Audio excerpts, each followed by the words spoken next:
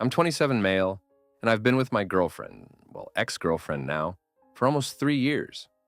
We live together in a small apartment downtown. I worked long hours as a software developer for a startup. You know how it goes, late nights, constant pressure, but it paid well enough to keep us comfortable. My girlfriend, Kay, worked part-time as a TA while finishing her degree, and things seemed fine. I had no reason to question our relationship. We had arguments like any couple, but nothing out of the ordinary, at least that's what I thought. Until last Tuesday. I got off work earlier than usual that day. My boss had a meeting canceled, and I figured I could surprise Kay with her favorite takeout and maybe even go for a movie afterward. It was one of those rare nights where we both had some time to relax. It had been a rough couple of months. She was stressed with her final exams, and I was buried in work. I just wanted to remind her that we were in this together, no matter how hard things got. I parked outside our building, takeout bags in hand, and felt good for the first time in a while. But as I climbed the stairs, I noticed something strange. The door to our apartment was slightly ajar.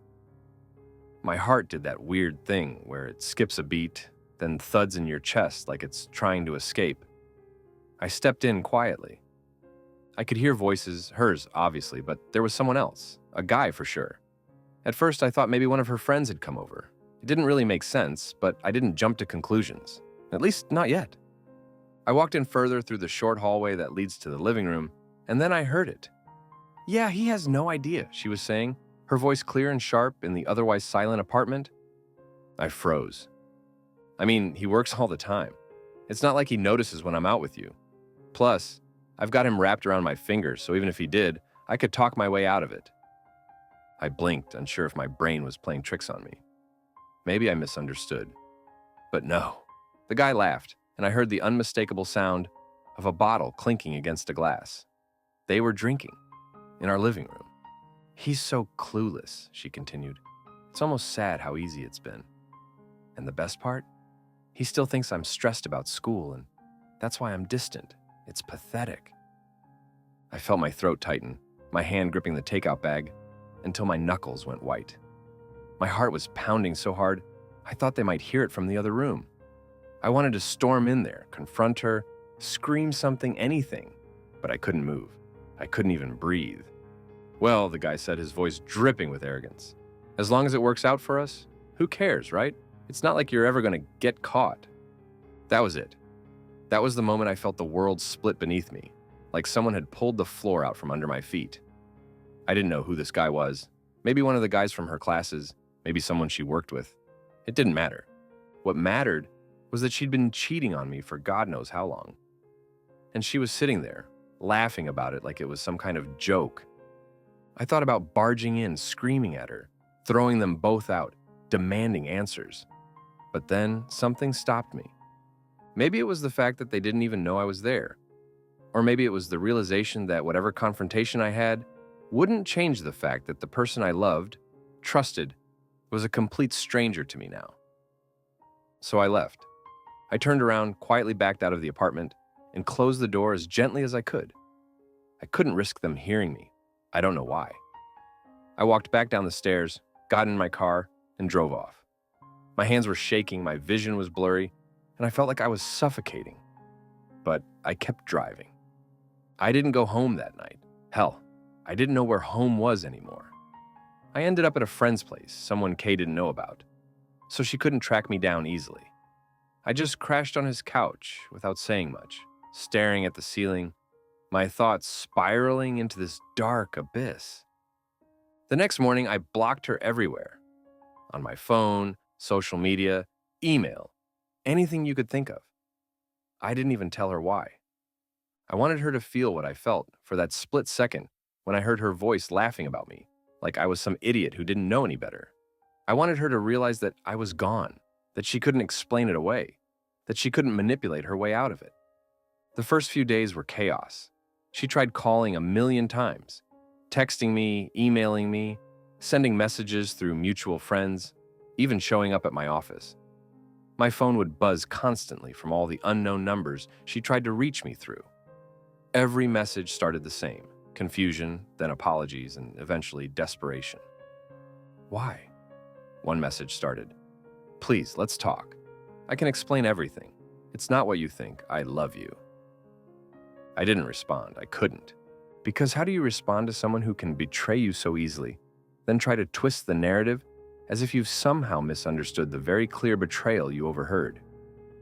I wasn't misunderstanding anything. It was crystal clear. She wasn't just cheating on me physically. She was humiliating me behind my back. She had no respect for me as a person, as her partner. More time passed. I kept getting messages through our mutual friends, asking where I was, telling me that Kay was freaking out, crying, desperate to talk. They didn't know the full story, of course.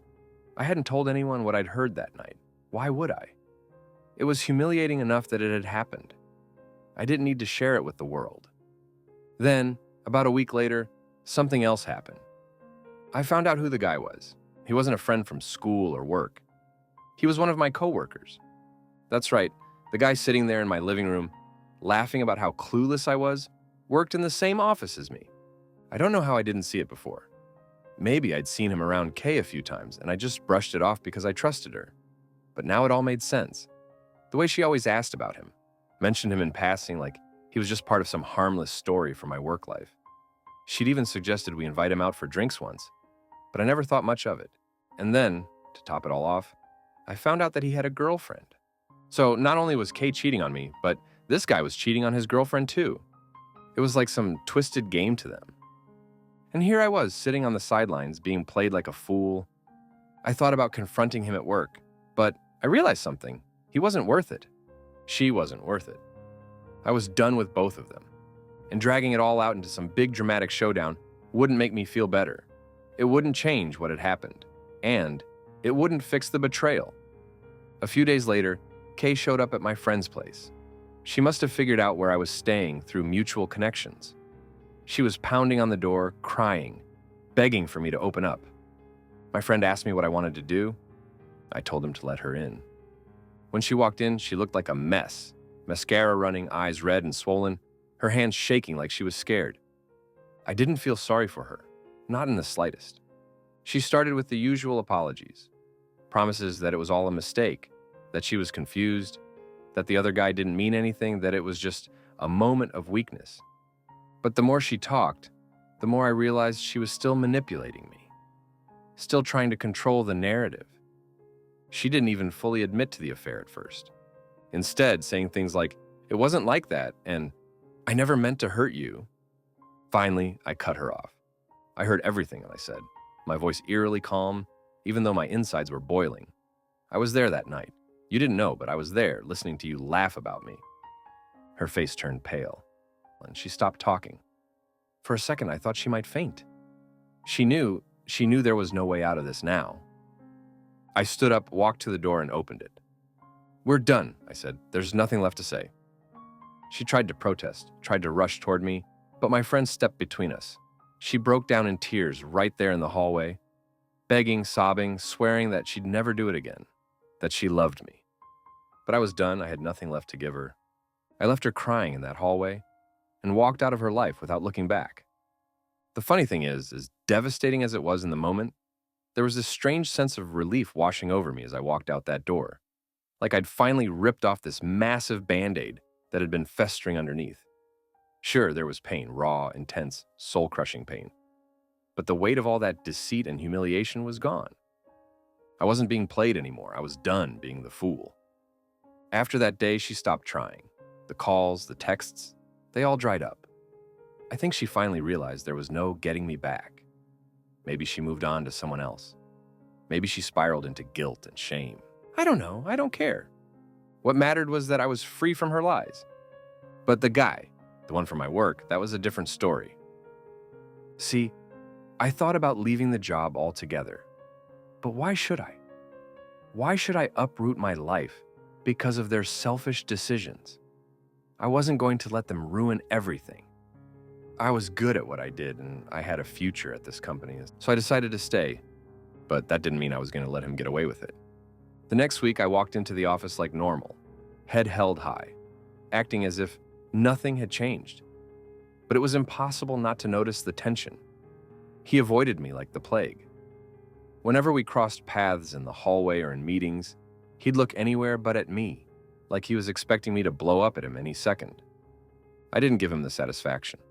I went to HR instead, quietly, calmly, and with every piece of evidence. I needed to make sure they knew what kind of person they had on their payroll.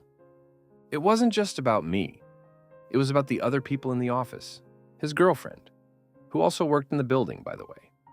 Turns out, office affairs weren't exactly on the company's list of acceptable behavior, especially when it involved lying and manipulating people you worked with. The fallout was brutal. His girlfriend found out before HR even had time to deal with him. News spreads fast when people whisper behind closed doors. By the end of that week, he was gone, fired, reputation trashed. And me? I kept my head down, focused on my work, and made damn sure no one thought I was the type to be messed with again. I didn't feel like a hero, though. There was no sense of victory in any of this. Just a kind of cold satisfaction, knowing that I had removed the toxic parts of my life. What surprised me most, though, was how little time it took to move on. I thought I'd be haunted by Kay's betrayal for months, maybe even years. But after a few weeks, the fog lifted. I didn't feel like the guy who had been cheated on. I felt lighter, I guess. Like I'd learned something important about myself, about how much I was willing to tolerate from someone who was supposed to love me. I realized that for a long time, I'd been putting Kay on a pedestal. I thought she was this perfect partner, and I'd ignored all the red flags. The nights she'd come home late with half-baked excuses, the times she'd pull away when I tried to get close. I'd ignored it all because I didn't want to face the truth, that our relationship had been broken for a long time, and I'd been too blind to see it. I won't say I've completely forgiven her, or the guy.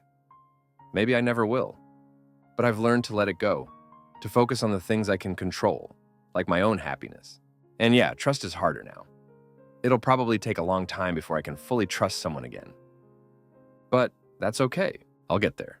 If there's one thing I've learned from all this, it's that people can be incredibly selfish, but they can also be resilient. I'm not the same person I was before I overheard that conversation. I'm tougher now, smarter, and I know what I'm worth. I won't let anyone treat me like that again. Thank you so much for listening to my story.